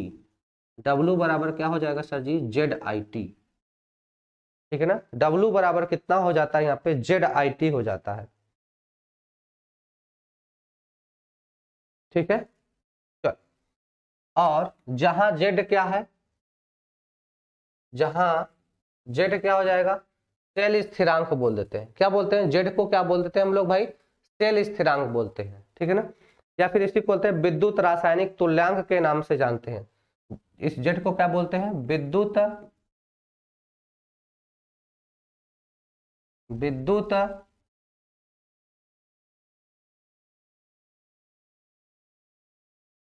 रासायनिक तुल्यांक के नाम से जानते हैं, ठीक है। हाँ, आप ऐसे भी कर सकते हो, या इसी को दूसरी तरह से लिख सकते हो, क्या कि W बराबर ZQ लिख सकते हो, W बराबर ZQ लिख सकते हो, कोई दिक्कत नहीं, ठीक है। चल,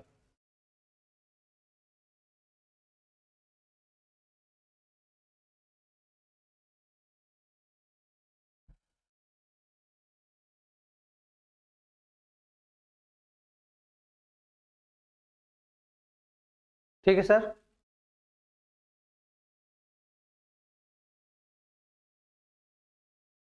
W बराबर क्यों लिखे तो गलत हो जाएगा सर, यहाँ पे हम प्रोपोर्शनलिटी साइन, अगर मान लो Z का मान 1 होता तो क्यों लिख सकते थे, तो Z की वैल्यू हमें नहीं ना पता है भाई, ठीक है। चल आगे चले भाई, चलो आगे चले।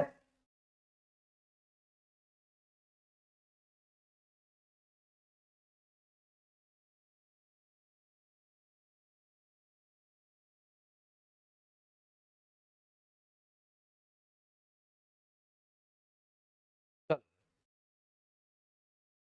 चलो चलो, तो यदि हम क्या कहते हैं भाई, कि यदि क्या हो जाए, यदि Q बराबर कितना हो जाए, 1 कूलाम, Q बराबर कितना ले ले, 1 कूलाम ले ले।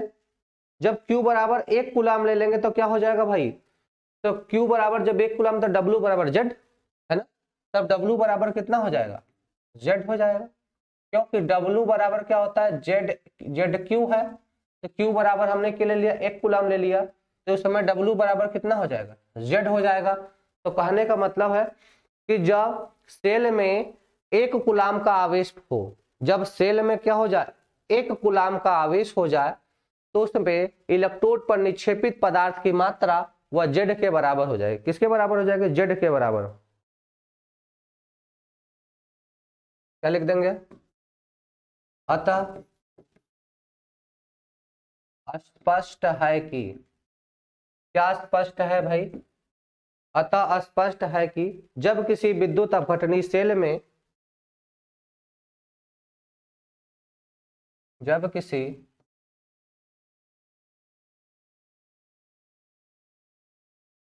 विद्युत अपघटनी सेल में 1 कूलाम, जब किसी विद्युत अपघटनी सेल में 1 कूलाम, कितने का भाई, 1 कूलाम आवेश प्रवाहित किया जाता है, 1 कूलाम आवेश,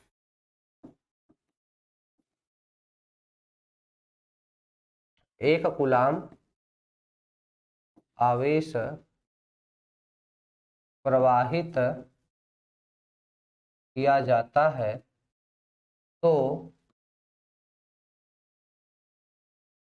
इलेक्ट्रोड, तो इलेक्ट्रोड पर मुक्त हुए पदार्थ की मात्रा ही, तो इलेक्ट्रोड पर मुक्त हुए, इलेक्ट्रोड पर मुक्त हुए पदार्थ की मात्रा ही विद्युत रासायनिक स्थिरांक, मतलब जेड, जो जितना पदार्थ मुक्त होगा वही क्या हो जाएगा। तो कोई कह रहा है ना, जब सेल में कितना, 1 कूलाम का आवेश है, तो जितना W है उतना ही जेड है। इसका मतलब क्या हो गया कि मुक्त हुए पदार्थ की मात्रा ही क्या, विद्युत रासायनिक तुल्यांक हो जाएगी। मात्रा ही विद्युत रासायनिक तुल्यांक है, मतलब विद्युत रासायनिक तुल्यांक जेड है। बात समझ में आ रहा है? सर एक बार इसी को रिपीट करते हैं। हाँ कर रहे हैं, देखो भैया क्या कर रहा है।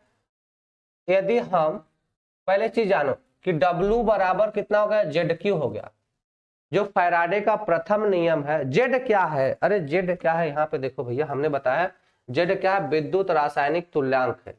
विद्युत रासायनिक क्या तुल्यांक है, ध्यान दो।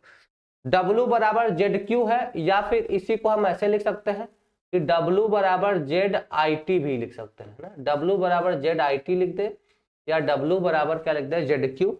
तो यदि हम कह दें कि Q बराबर 1 कूलम हो जाए, Q बराबर कितना हो जाए भाई, 1 कूलम हो जाए, तो W बराबर हो जाएगा जेड।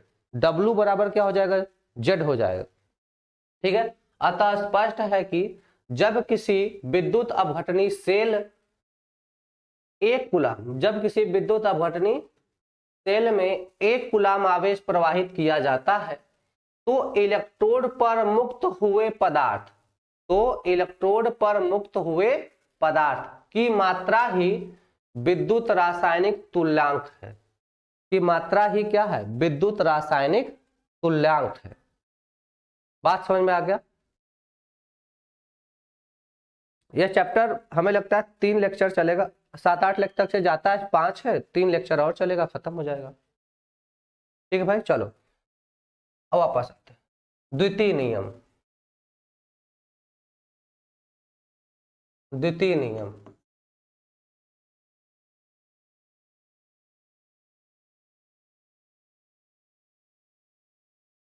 ठीक है। प्रथम नियम सबको समझ में आ गया। सर जी W वहां ए की W है, हाँ यहाँ पे पदार्थ की मात्रा है, W लिया गया है, ठीक है। स्मॉल कैपिटल की बात नहीं है, आप स्मॉल ही मान के चलो, ठीक है।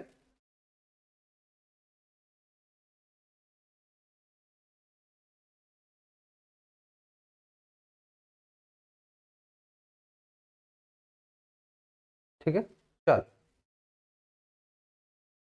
यहां पर W क्या है, W भाई पदार्थ की मात्रा है। W क्या है, चलो बता देता है। W क्या है, मुक्त इलेक्ट्रोड पर मुक्त पदार्थ की मात्रा।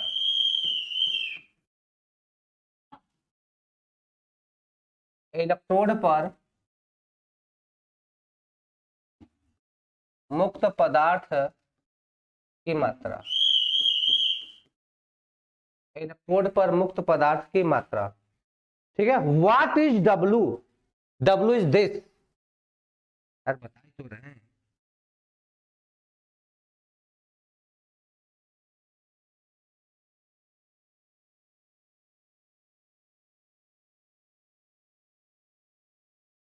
ठीक है भाई, चले आगे।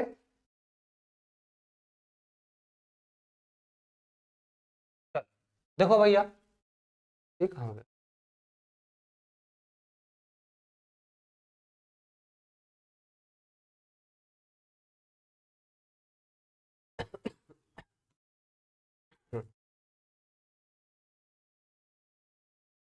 ठीक है भाई, चलो क्या पढ़ेंगे भाई, द्वितीय नियम। द्वितीय नियम क्या कहता है, क्या सर प्लीज भाई, द्वितीय नियम क्या होता है।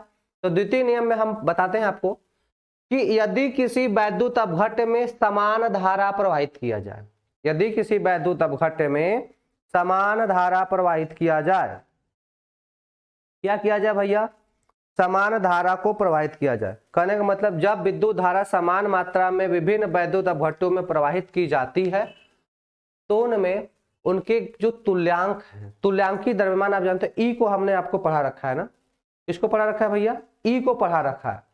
तो कहते हैं तो इलेक्ट्रोड पर मुक्त पदार्थों की मात्रा उनके तुल्यांकी भारों के समानुपाती होती है।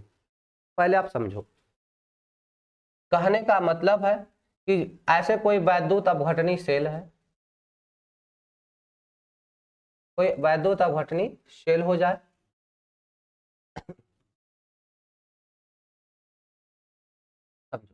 यह हमारे पास एक वैद्युत अपघटनी सेल है,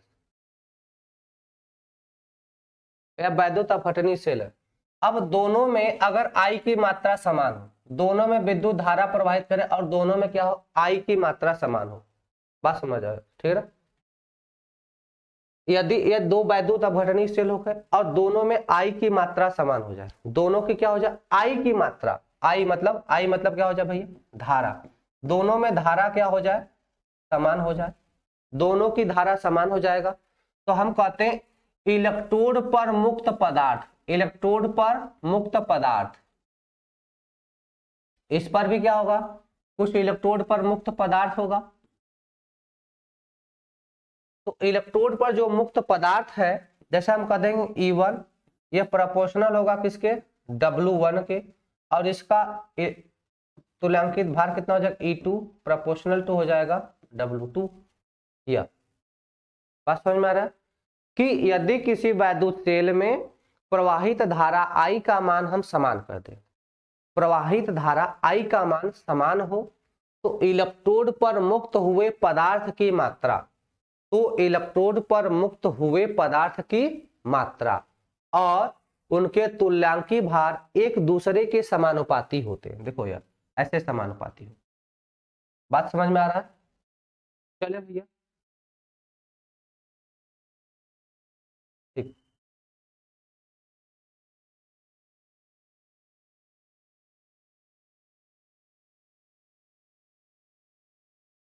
ठीक है भाई, चलो। आई क्या है, धारा है भाई मेरे बच्चा, धारा है। कहते हैं जब विभिन्न विद्युत अपघट्यों में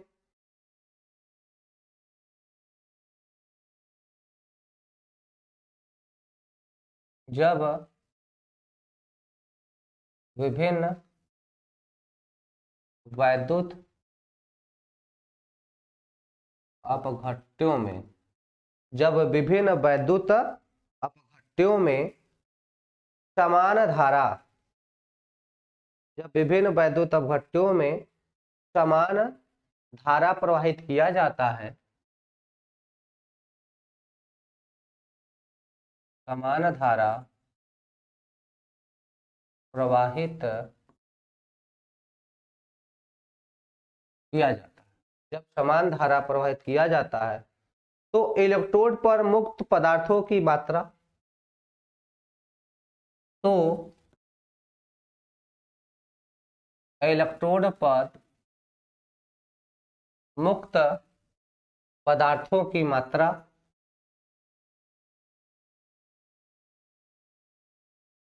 मुक्त पदार्थों की मात्रा को किससे दिखाते हैं भैया, W से। सर थोड़ा बड़ा लिखो, अच्छा ओके, बड़ा लिखते हैं। तो इलेक्ट्रोड पर मुक्त पदार्थों की मात्रा उनके तुल्यांकी भारों,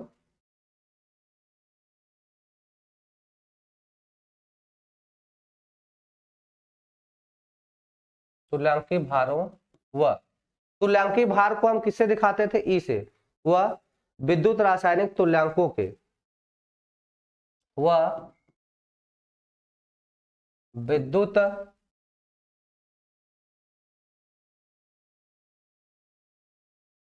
रासायनिक तुल्यांकों के समानुपाती होता है, ठीक है।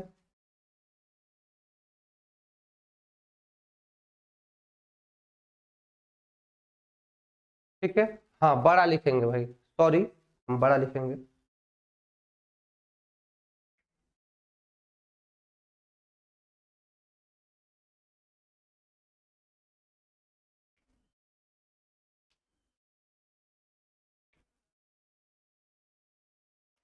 ठीक है भाई, समझो क्या कह रहा है, जब विभिन्न वैद्युत अपघट्यों में समान धारा प्रवाहित किया जाता है तो इलेक्ट्रोड पर, तो इलेक्ट्रोड पर गर्गवांशी सर आप मेरा कमेंट क्यों नहीं पढ़ते हैं। एक्चुअली क्या करें ना, जब हम आपको देखते हैं तो आपका स्क्रीन से गायब रहता है।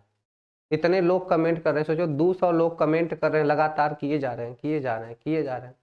इसका एक छोटी, इतने बड़े कंप्यूटर पे कितना देख पाएंगे, ठीक है। तो उसके लिए माफी चाहते हैं, ठीक है, सॉरी। क्या है? जब विभिन्न वैद्युत अपघट्यों में समान धारा प्रवाहित किया जाता है तो इलेक्ट्रोड पर मुक्त पदार्थों की मात्रा व उनके तुल्यांकी भारों, या इसे क्या बोलते हैं, वैद्युत रासायनिक तुल्यांकों के समानुपाती।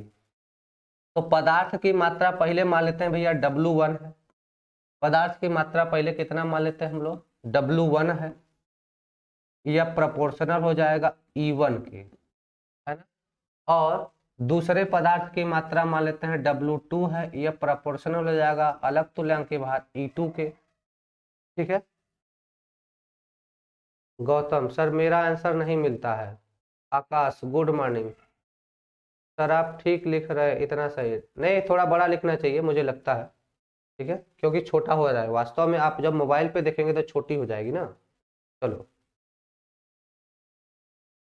ठीक है भाई, चलो तो हम पहले पदार्थ की मात्रा W1 मान लेते हैं और इसका तुल्यांकी द्रव्यमान सॉरी ठीक है, W1 मान लेते हैं, इसका तुल्यांकी द्रव्यमान E1, इसको W2, इसका तुल्यांकी द्रव्यमान E2। मात्रा गलत है, कहाँ, जहां मात्रा कहाँ गलत है भाई, कहीं पर गड़बड़ होगा तो चेक कर लेना मात्रा, ठीक है। चलो, तो जब प्रोपोर्शनलिटी साइन हटाते हैं तो कोई नियतांक जोड़ा जाता है, तो एक नियतांक यहाँ पे ले लेते हैं ke1, और यहाँ पर भी प्रोपोर्शनलिटी साइन हटाएंगे तो एक नियतांक जोड़ देंगे ke2 हो जाएगा, है ना। एक कांस्टेंट जोड़ देंगे। सरफराज खान सर हमारा कमेंट नहीं जाता है, बताइए सर। अब देखो ये पूछ रहे हैं हमारा कमेंट नहीं आता है। ड्राइविंग सर, सर मेरा कमेंट क्यों नहीं पढ़ते हैं। ड्राइविंग चौधरी, विनय सर क्लास कम खत्म होगी। भावेश, E1 E2 क्या है, तुल्यांकी द्रव्यमान है भाई। E1 E2 क्या है, तुल्यांकी द्रव्यमान है, ठीक है। चलो अब करते क्या है, देयरफॉर हम E1 और E2 का रेशियो ले लेते हैं। क्या करते हैं भाई, E1 और E2 का रेशियो लेते हैं। अंजलि अब करे सर मेरा कमेंट नहीं दिख रहा है क्या। अब देखिए सब लोग आने लगे, ठीक है। तो देखो W1 बटे W2 या E1 बटे E2 कर दे, हम कहते क्या, W1 बटे W2 बराबर के E1 बटे के E2। दोनों में कांस्टेंट सेम है तो कट जाएगा, दोनों में कांस्टेंट क्या है भाई, सेम है तो क्या होगा, कट जाएगा। तो फाइनली क्या लिख सकते हैं, which is implies eight W1 बटे W2 बराबर E1 बटे E2, E1 बटे E2, ठीक है भाई। चले आगे थोड़ा,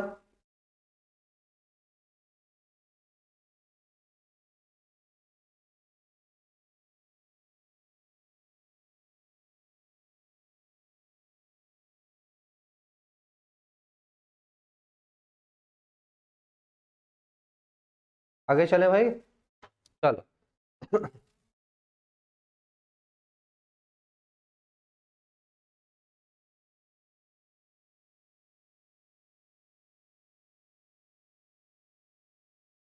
चलो भाई आगे चलते हैं, ठीक है भाई आगे चलते हैं। देखो भाई हम लोग अभी पढ़े हैं क्या कि W बराबर ZIT। अभी हमने आपको क्या पढ़ाया, W बराबर ZIT। हमने क्या पढ़ाया आपको, W बराबर ZIT पढ़ा दिया, ठीक है ना। बताओ भाई W बराबर हमने क्या पढ़ाया आपको, ZIT बढ़ाया। तो देयरफॉर हमने यहाँ पे क्या लिखा है, W1 बटे W2 बराबर क्या लिखा है, E1 बटे E2 लिखा है। इसी में प्लेस करो तो क्या हो जाएगा, ZIT upon ZIT is equal to E1 बटे E2। कितना हो जाएगा, E1 बटे E2 हो जाएगा, ठीक है। और इसको मान लो Z1, इसको मान लो Z2, Z1 Z2 मान लेंगे तो ZIT Z1 IT Z2 IT, तो देखो IT क्या हो जाएगा भाई, कट जाएगा। यहाँ से IT को हम क्या करेंगे, काट देंगे IT को, तो क्या हो जाएगा Z1 बटे Z2 बराबर E1 बटे E2।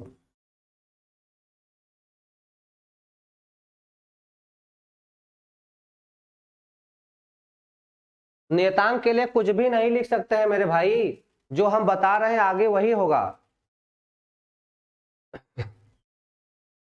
ठीक है ना। नियतांक के लिए कुछ भी नहीं लिख सकते। आप लोग समझिए, के लेते हैं या कभी कभी स्पेसिफिक स्थान पे वहां पे एक फिक्स वैल्यू ली जाती है ना, सबके लिए कांस्टेंट सेम नहीं होता है, तो के लेके चला जाता है, लेकिन कहीं कहीं पर इसके लिए एक दूसरी फिक्स वैल्यू रहती है, जैसे यहाँ पे जेड थी, ठीक है ना। तो बात को समझो, W बराबर क्या होता है भाई, ZIT होता है। W बराबर क्या होता है, ZIT होता है, ठीक है। यह W1 बटे W2 बराबर E1 बटे E2 है। तो W का मान ZIT है, तो W1 रहेगा तो क्या होगा, जब W1 अगर हम लोग लेंगे बच्चा तो Z1 IT लिखना पड़ेगा। अगर इसी तरह हम W2 लिखेंगे तो Z2 IT लिखना पड़ेगा। वही दोनों रख देते हैं, IT कट जाएगा, IT क्या होगा, कट जाएगा, तो Z1 बटे Z2 बराबर E1 बटे E2 आ जाएगा।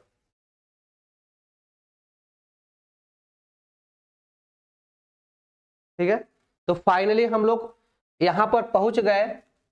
यहां से बोल सकते हैं क्या, W1 बटे W2 हो तो बराबर होगा Z1 बटे Z2 के, बराबर होगा E1 बटे E2 के। अब इसमें से आपको कोई भी वैल्यू दिया हो आप यहां से निकाल सकते हो, ठीक है।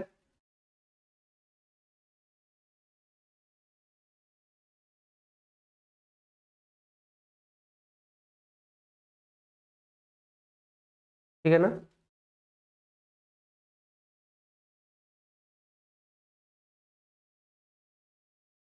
चलो फिर थोड़ी सी और चीजें। अब देखो, हम कहते हैं यहां से नोट में, आप स्पेशली नोट में ले लो, नोट ले लो कि जो ई प्रोपोर्शनल होता है वह जेड के, ई प्रोपोर्शनल किसके होता है, हाँ ZIT के स्थान पर आप ZQ लिख सकते हैं, वेरी गुड, कोई दिक्कत नहीं है। लेकिन हम बात कर रहे थे विद्युत धारा की, इसलिए हम धारा को लेकर चल रहे हैं, ठीक है। आगे देखो, तो हम यह प्रोपोर्शनलिटी साइन हटाते हैं तो यहाँ पे एफ जोड़ा जाता है, FZ होता है, FZ होता है, और एफ क्या होता है, फैराडे नियतांक। एफ क्या होता है, फैराडे नियतांक होता, इसका मान 96,500 फैरड होता है, इसका मान 96,500 फैरड होता है, ठीक है। एक बार और रिपीट कर दें, ई क्या होता है, ये तुल्यांकी द्रव्यमान है। ई क्या होता है, तुल्यांकी द्रव्यमान है।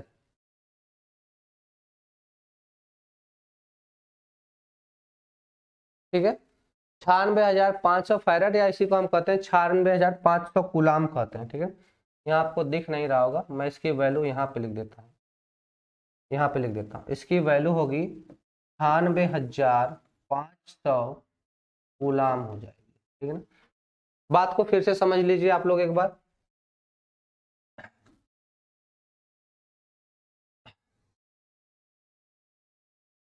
यहाँ से प्रथम नियम हो गया था, द्वितीय नियम पे आते हैं।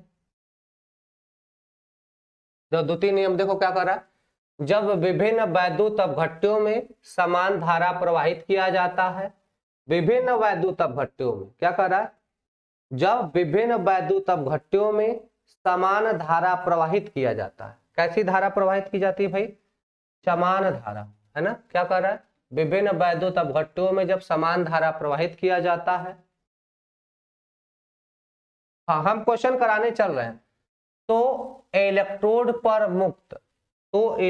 पर मुक्त पदार्थों की मात्रा उनके तुल्यांकी भारों व विद्युत रासायनिक तुल्यांकों के समानुपाती होती है ना। तो क्या कह रहा है कि उनके तुल्यांकी द्वारा, देखो पदार्थ की मात्रा, पहली चीज रासायनिक तुल्यांक किसे कहते हैं सर, रासायनिक तुल्यांक हम लोग जेड को कहते हैं, इसी को बोलते हैं वैद्युत रासायनिक तुल्यांक। इसको क्या बोलते हैं? वैद्युत रासायनिक तुल्यांक बोलते हैं जेड को सर। और ई को क्या बोलते हैं? तुल्यांकी द्रव्यमान बोलते हैं सर। ठीक है, तो कह रहा है कि जो इलेक्ट्रोड पर मुक्त होने वाले पदार्थ की मात्रा है, जो इलेक्ट्रोड पर मुक्त होने वाले पदार्थ की मात्रा है वह W है। यह W क्या है? इलेक्ट्रोड पर मुक्त पदार्थ की मात्रा,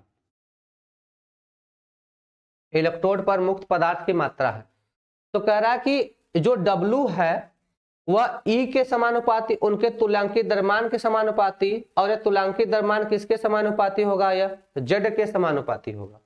ठीक है ना? चलो इधर देखो,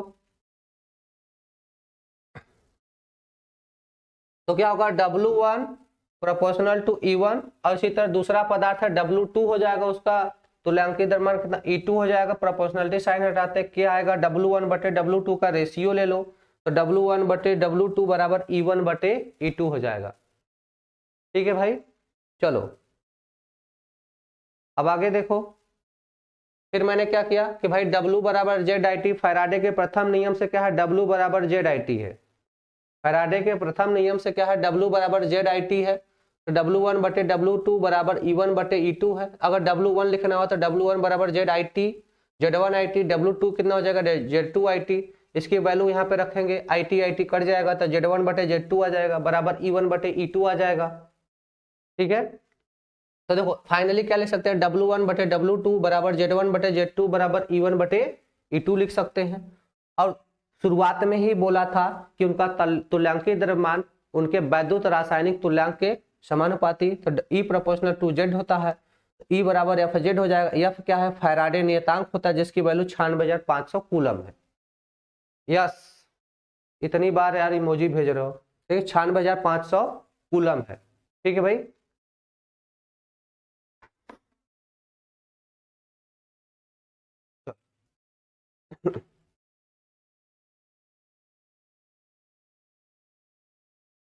चलो क्वेश्चन पे आते हैं।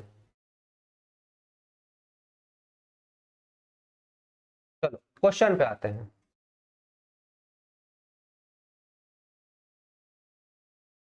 क्वेश्चन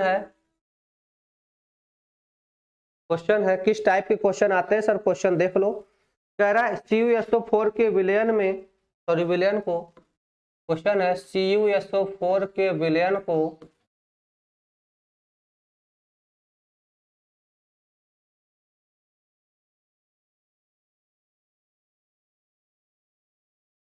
एक 1.5 एम्पियर, CuSO4 के विलयन को 1.5 एम्पियर की धारा से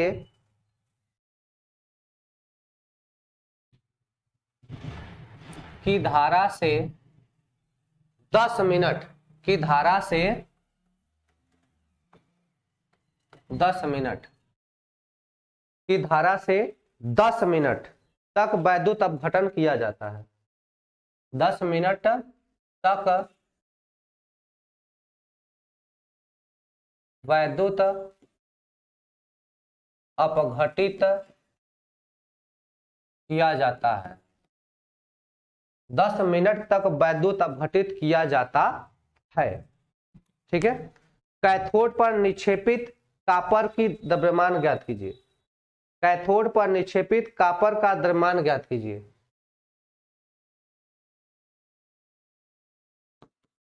कैथोड पर निक्षेपित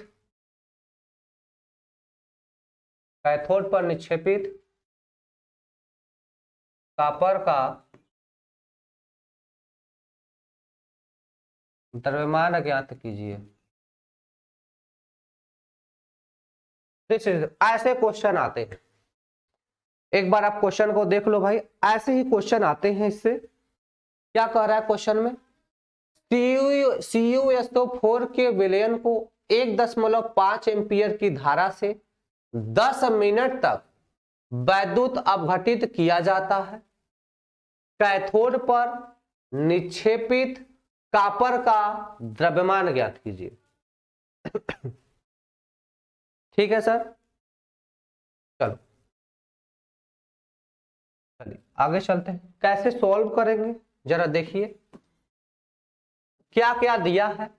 पहले देखो क्या करें, CuSO4 धारा का मान कितना दे दिया है, धारा I का मान कितना दे दिया सर, 5 एम्पियर। धारा I का मान कितना दिया,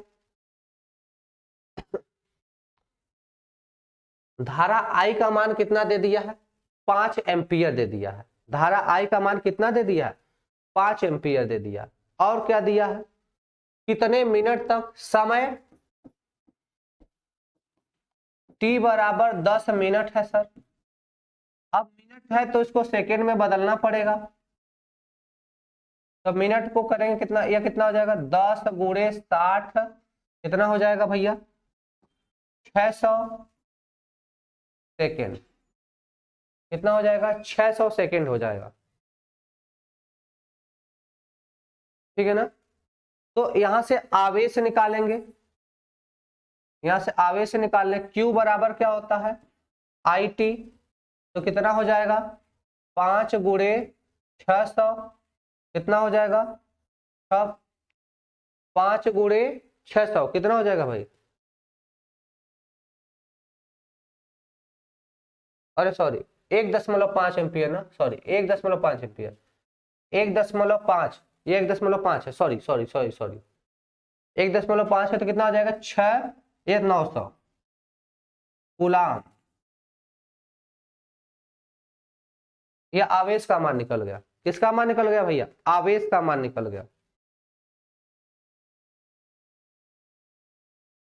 ठीक है, ये किसका मान निकल गया भाई, आवेश का मान निकल गया। अब ध्यान दो, अब समझो क्या कह रहा है, CuSO4 कॉपर सल्फेट के विलयन को 1.5 एम्पियर धारा से 10 मिनट तक वैद्युत अपघटित, मतलब इसका वैद्युत अपघटन किया जाता है। बात समझ में आ रहा है, मतलब कॉपर सल्फेट का विद्युत अपघटन किया जाता है।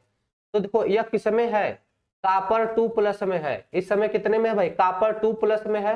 यह 2 इलेक्ट्रॉन को ग्रहण करेगा और बदल जाएगा किसमें, कॉपर यस में। यह एक्वस है, यह किस में बदल जाएगा, कॉपर सल्फेट से कॉपर में बदल जाएगा। यह निक्षेपित हो गई। तो इलेक्ट्रॉनों की संख्या कितनी आई, n का मान कितना मिला, सर जी 2 मिला। n का मान कितना मिला है, यहाँ पे 2 मिला है। ठीक है ना। तो कहेंगे 900 कूलाम द्वारा निक्षेपित कॉपर की मात्रा, क्या निकालेंगे, 900 कूलाम आवेश द्वारा, 900 कूलाम आवेश द्वारा कॉपर की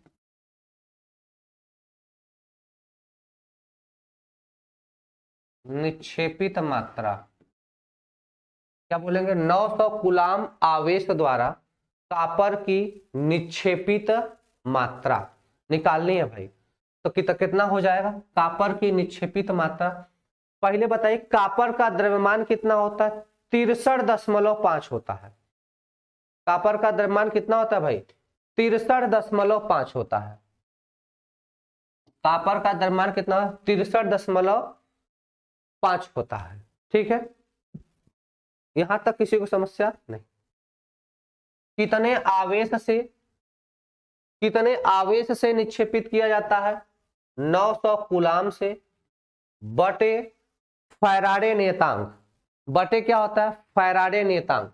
फैराडे नियतांक कितना होता है, 96,500। लेकिन कितना इलेक्ट्रॉन ले रहा है, कितना आवेश है, 2 है, तो 2 गुणे 96,500। ठीक है भाई, ठीक है, कोई समस्या नहीं। तो 2 0 2 0 से काट दो, 2 0 2 0 से काट दो। ठीक है, उसके बाद 2 का गुणा इसमें कर दो, 2 का गुणा इसमें कर देंगे तो कितना आ जाएगा भैया यार, फिर भाग दे देंगे तो 0.6961, 0.29 61 ग्राम। ठीक है,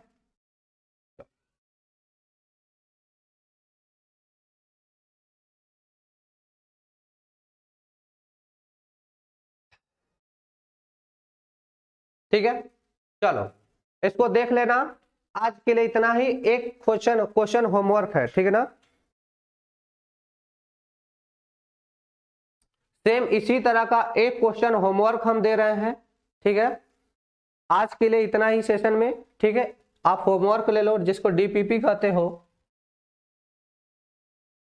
ठीक है। चलो यह देखो, यह तुम लोग के लिए डीपीपी है, होमवर्क टाइप का है, आप इसे करके आना। कल इसी क्वेश्चन के साथ मिलेंगे, क्वेश्चन को करके आना। कॉपर सल्फेट के विलयन को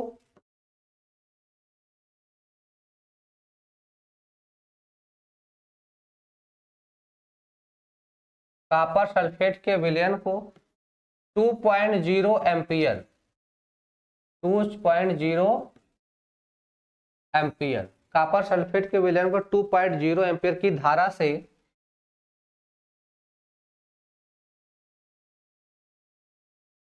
की धारा से 450 सेकेंड तक 450 सेकेंड तक विद्युत अपघटित किया गया।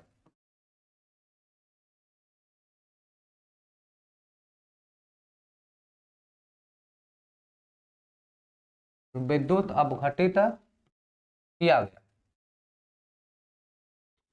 कैथोड पर निक्षेपित कॉपर का द्रव्यमान क्या होगा? कैथोड पर निक्षेपित कॉपर का द्रव्यमान क्या होगा? ठीक है भाई, चलो तो आज के लिए इतना ही आपके लिए क्वेश्चन, और मिलते हैं कल इसी के कुछ और रिएक्शन के साथ पढ़ेंगे अगला टॉपिक, ठीक है।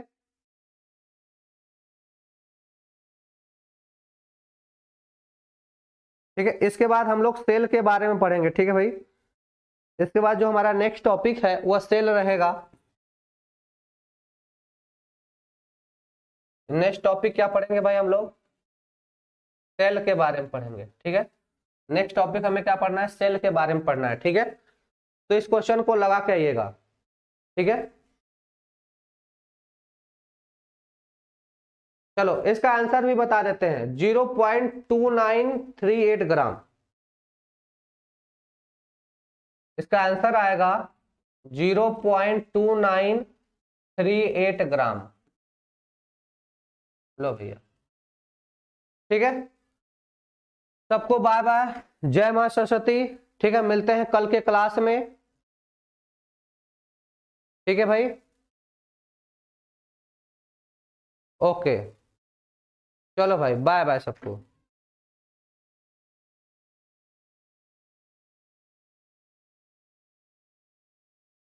हाँ, यहाँ पे सेकंड में ही रखना है। हाँ, पीडीएफ अपलोड हो जाएगा, सबको बाय। पीडीएफ अपलोड हो जाएगी भाई।